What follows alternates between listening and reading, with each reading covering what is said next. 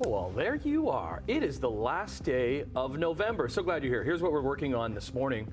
2 teens in Hamilton, they face gun charges.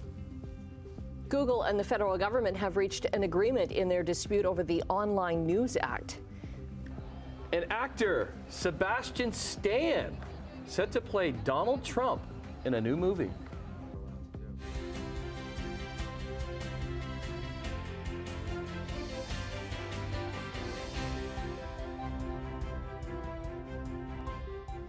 Playing the role of our weather specialist today. Here we are. Mr. Brian Wood. We made it again. Yes, sir. Last of the Novembers, huh? Yeah. All of a sudden, it really flies by, and then we get into December. Yeah, what a month that is. But yeah, today, what a way to cap off November. Sunny and 8 degrees today. It's going to be lovely. What?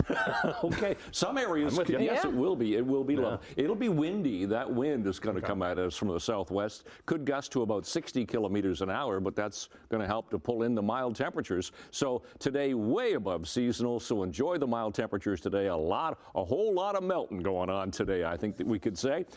So tomorrow, some rain settles in and it stays mild. We'll talk about that coming up. Traffic, let's talk about that. 403 Waterdown Road, as usual, doing fine this time of the morning. So no problems there with our exclusive camera. To our MTO traffic cameras, we have one. It's a visual distraction. It's on the ramp going to North Shore Boulevard from the Kiwi W, just coming off the Skyway. As you can see, a tow is there, disabled vehicle. Visual, that's really all it is. Go back to the other side of the Skyway. Nikola Tesla Boulevard looks good. Ahead to Appleby Line, no problems. Burlington, Oakville, Mississauga, all around the Horseshoe. We are collision free at the moment. We'll look at weather and traffic in a few minutes. Right now, the news.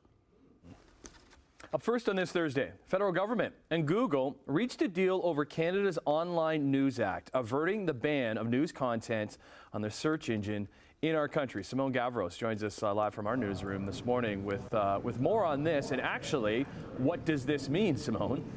Hi, Tim. Well, this is going to mean that Google is going to have to pay $100 million a year to media companies in exchange for news on its platform. Now, yesterday, Prime Minister Justin Trudeau commented on this deal between the tech giant and the government. Months of holding strong, of demonstrating that our commitment to local journalism, to strong independent journalists getting paid for their work, that Google has agreed to properly support journalists, including local journalism. This is a deal, an agreement that is going to resonate around the world as countries and democracies struggling with the same challenges that our media landscape in Canada is facing are going to look at this, and we're very pleased we were there. Now, this summer, Google threatened to block news content on its search platform in response to Canada's Online News Act. That's the legislation demanding tech giants to compensate news publishers for their content.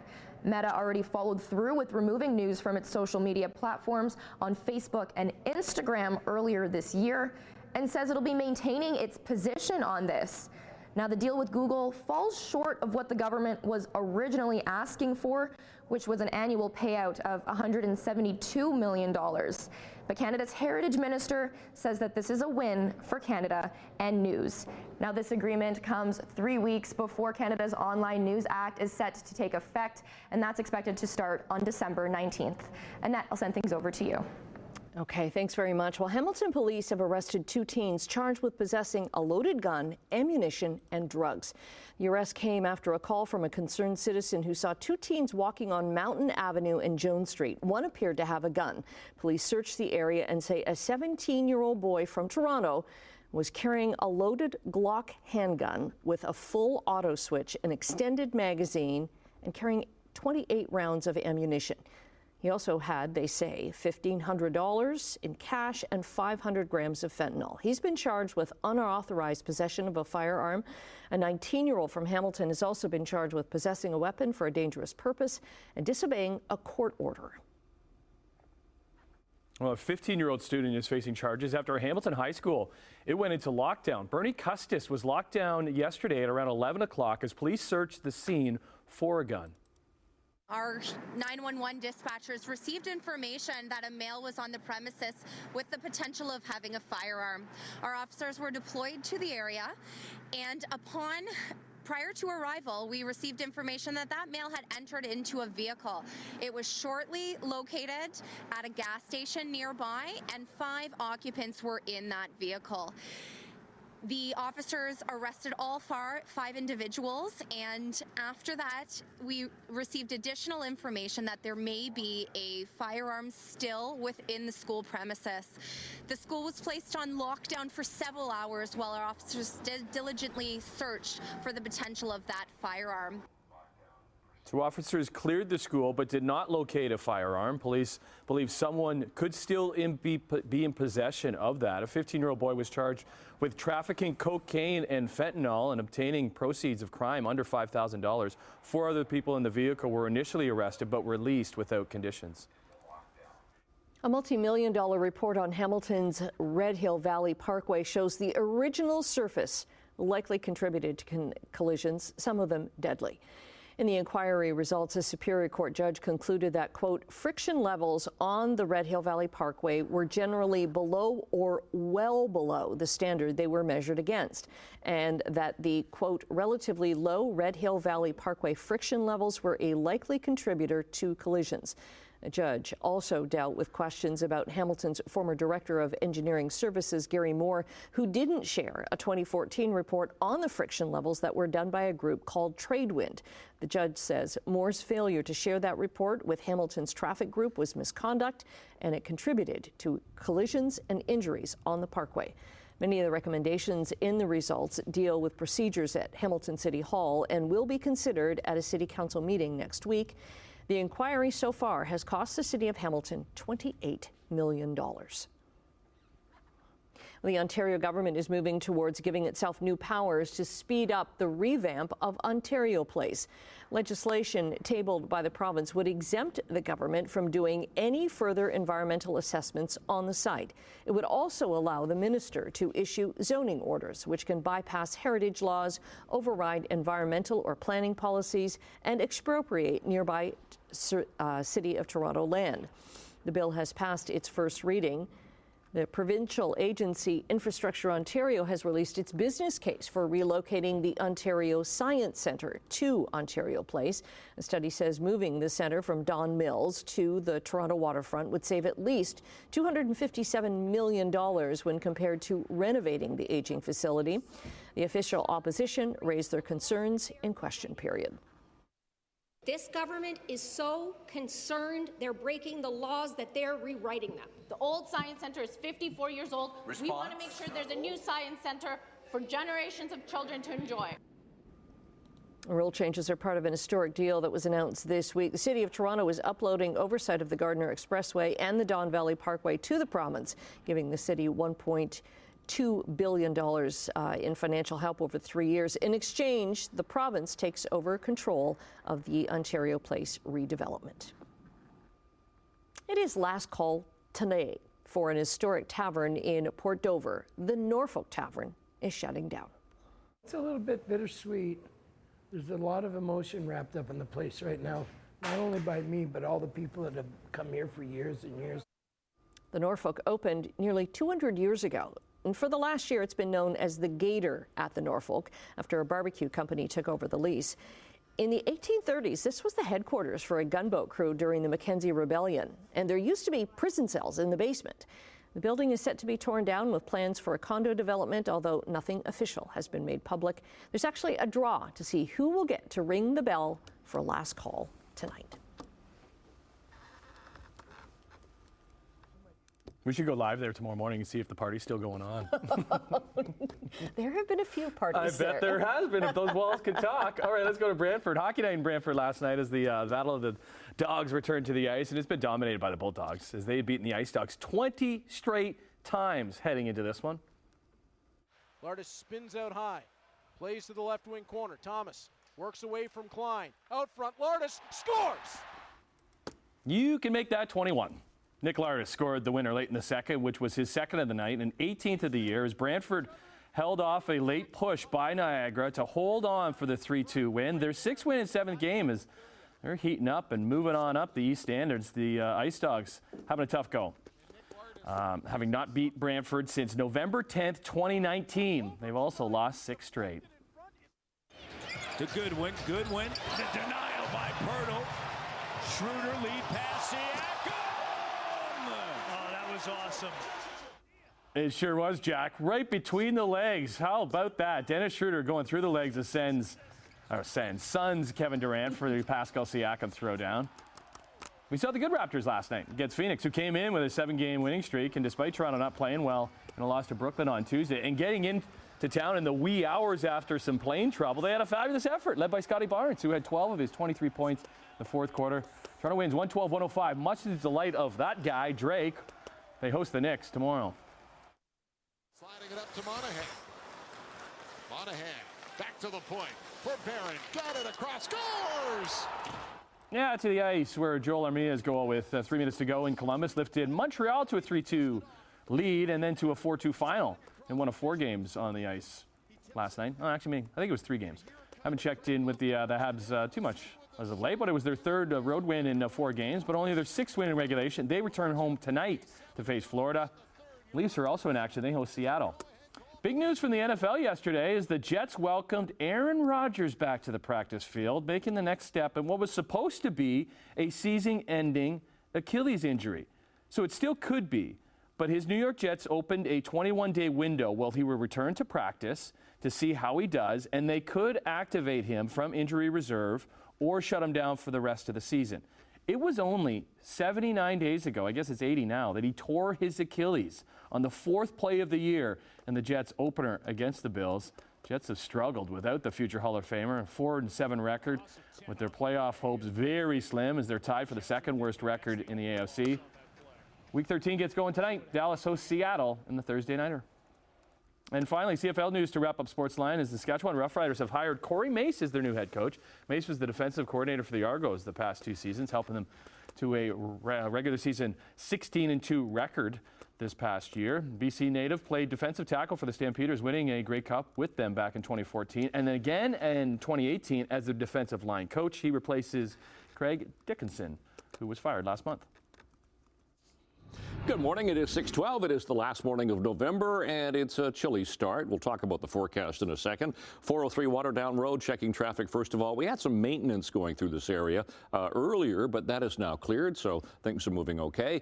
MTO traffic cameras, that one visual distraction is still there as we look at the camera here just south of 2, which is right around North Shore Boulevard. So it's on the ramp on the side as you go off to North Shore Boulevard. Visual distraction at best there. QEW east of Lake and St. Catharines, nothing. The Red Hill Creek still doing fine. East of Brant Street, coming through Burlington into Oakville at the Ford plant. As you can see, all moving nicely even through Mississauga. Temperature at the moment. Okay, it's chilly, it's cold when you factor in the winds, but we're above seasonal for an overnight low. -3 is the temp. The winds are fairly light, but it makes it feel like -7. Skies are clear. That relative humidity is right up there at 100%. I came through some fog patches this morning, so you could tell the humidity is very high. For air quality today, it's bumped up to 3 for this morning, but still in the low risk category for both morning and afternoon. For school today, we're looking at a temperature to climb to 8 degrees. Okay, we'll take that. Sunny. It'll be fairly windy. It'll be a southwest flow for the day today. What we have is that southerly flow. You can see the red arrows coming up from the south, pulling in the milder temperatures, and then that low pressure system, that's what's going to bring us, well, chance of showers, drizzle overnight tonight, then rain during the day tomorrow. But actually, it's going to stay on the mild side for the next few days. So today, look, 9 degrees for Niagara, 8 and 9 degrees around the Horseshoe, mix of sun and clouds, a little bit cooler for Guelph and Kitchener, but a really nice day to cap off November. Tonight, temperatures back down to 3, 4, even 5 and 6 degrees, but we could get some showers, we could get some drizzle through the overnight. Chance of some mixing precipitation during the day tomorrow in Guelph and Kitchener, but for the rest of us, just showers to start and then rain later on, but it stays mild, 5, 6, and 7 degrees for tomorrow. So as you step out the door, 30th of November, it is mainly clear, light winds, temperature -3, bit of a wind chill of -7. We'll look long range in a few minutes. And that, Tim. Okay, thanks. Look who it is. Good morning. Hello, Emily. Do you guys have Spotify on your phones? I do. No.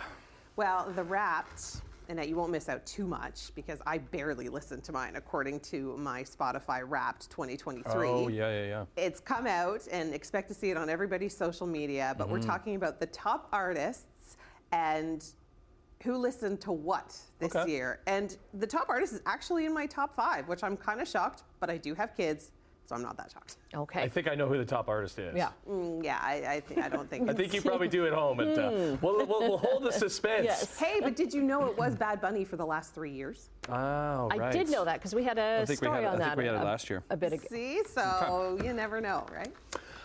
So, hey, we'll see you over at the newly decorated couch for the festive season, Ooh, it looks so good. I know. Okay, we'll see you in a little bit. I'll be there. After the break, protesters in Panama have won out after weeks of demonstrations against the Canadian mining company. We'll see you in 2. Got some numbers for you.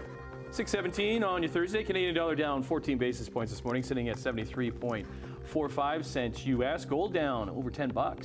2056.70. Crude oil up 93 cents, getting closer to $79 a barrel. Off to Europe we go. Hey, Europe. Markets are up in London, Frankfurt, and Paris. In Asia, the markets were up today in Tokyo, Hong Kong, and Shanghai. Checking North American markets, gains in Toronto and in the Dow. The Nasdaq was down by 23 points. Hey, glad you're here on this last day of November. Here's some business stories for you. And for more than a month, a group of 16 fishing boats has been blocking a key port in Panama, and it's been choking off coal and essential supplies destined for a Canadian-owned mine. Now, the fishing flotilla has provided a fresh jolt for thousands of Panamanians who have been marching daily to demand a contract for First Quatrum Minerals be annulled. So they say their operation violates Panama's sovereignty and that the company has appropriated resources, land, and water, creating environmental concerns. Back on Tuesday, Panama's top court declared the contract unconstitutional, and its president announced an orderly shutdown of this mine. The vigils on land and sea are set to continue as protesters, they insist that authorities take concrete steps to close the site. First Quatrum said it would respect the court's ruling and announced the mine has suspended commercial production due to the blockades. The company's market value has taken a big hit, $11 billion hit amid these protests, and global copper prices are increasing on supply worries. Spotify says it could be forced to cut existing investments if it has to contribute to supporting Canadian content. The audio streaming giant says Canada is the only country that's going to require streamers to make such payments, and it hopes that other jurisdictions don't follow that lead. The comments came as Canada's broadcast regulator holds public consultations about the Online Streaming Act, which would require digital platforms to contribute and promote Canadian and Indigenous content. Spotify says since launching in this country in 2014, they've supported the Canadian music industry through playlisting, marketing campaigns, partnerships, and training. A lot more on the Online Digital Act and Google's deal with the federal government. Simone will have that at the bottom of the hour. Stats Canada is set to release its gross domestic product reading for the third quarter coming up this morning. Federal agency's preliminary estimate suggests the economy it shrank 0.1%. The decline in real GDP would mark the second consecutive quarterly decrease, meeting the definition of a technical recession. However, economists tend to have a higher bar for calling a recession as they look for signs of a broader slowdown. The softening economy comes as high interest rates put a damper on business and consumer spending. Forecasters anticipate that slowdown will continue into next year, likely leading to a rise in unemployment as well. Okay, taking a quick break right now. Brian's going to be back with your traffic and your 7-day forecast. Might not have to reach for that heavy jacket today. Or the mitts. It is 6:24 already on our Thursday morning here, last day of November. One collision to show you. It's a little further afield. It's coming down the 410. So southbound 410, ramp to the 401, both east and westbound. We have a collision on the ramp. We've got the left shoulder, left lane blocked. At least one lane is getting through there. To St. Catharines, QEW 7th, nothing to see there. Looks good. Just starting to build volume. We had an earlier disabled vehicle off to the side, but that is now gone. All looking good here east of 4th as we continue through Mississauga Erin Mills Parkway. Looks pretty good so far. Please drive carefully. Relative humidity is very high, so The roads could be a little bit slick this morning. Temperature this morning is -3 in Hamilton. Wind chill about -7. 0 for Grimsby, Toronto, -1 into Mississauga. So seasonals for this time of year are -4 now for an overnight low. So actually we're above seasonal. 3 for the daytime high, +3. Those are our seasonals and records for today. And our sun time. Sun doesn't come up till 7:30 now. So for school today, we should be actually 4 degrees by the first bell this morning and fairly sunny and lots of sun and 7 degrees. Temperature will start to dip later on this afternoon, but we could hit 8 degrees today in the sunshine. It'll be windy with that southwesterly flow, but still lovely day to cap off November. Only 4 overnight tonight. So temperature stays mild.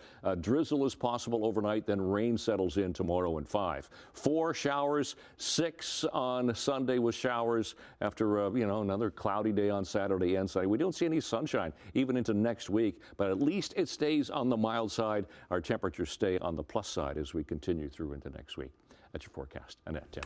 Okay. Well, a household staple is getting a vegan makeover. Kraft partnered with the plant-based food company, Not Co, for a dairy-free mac and cheese. So it's called Kraft, not mac and cheese. So the vegan cheese is made with fava bean protein. Fava bean. And a nice Chianti? Yeah, right, totally. And coconut oil powder. Kraft says it has a similar taste, look, and feel to its original product. The new mac and cheese comes in original and white cheddar with shells. It's coming out next year. So this is the American packaging because we refer to it as KD, right? Kraft Dinner. Right. So what will it be called here? I don't know if it gets... Maybe KV. Oh, yeah. Are you into KD? Do you like it? I love Kraft Dinner. Yes? Do you put ketchup on your KD? No, but I always have to have it with a slice of bread and butter. Oh, do you put it on the bread? No, it's like take a bite of one, take a bite of the other. That's my ritual. What about you? Yes, ketchup. Yes, I'm a ketchup. Okay. And you know what? I think we OD'd on KD in our household with the kids were growing up. So like we don't really eat it much anymore. Like we bring it out. It was not even. They don't even really like it because we had it so much. Good parenting there, or babysitting, whatever you want to call it. Another round of Kraft Dinner for you kids. All right, here you go. We would eat Kraft Dinner. Of course we would. We just eat more. Send your emails to expensive ketchup.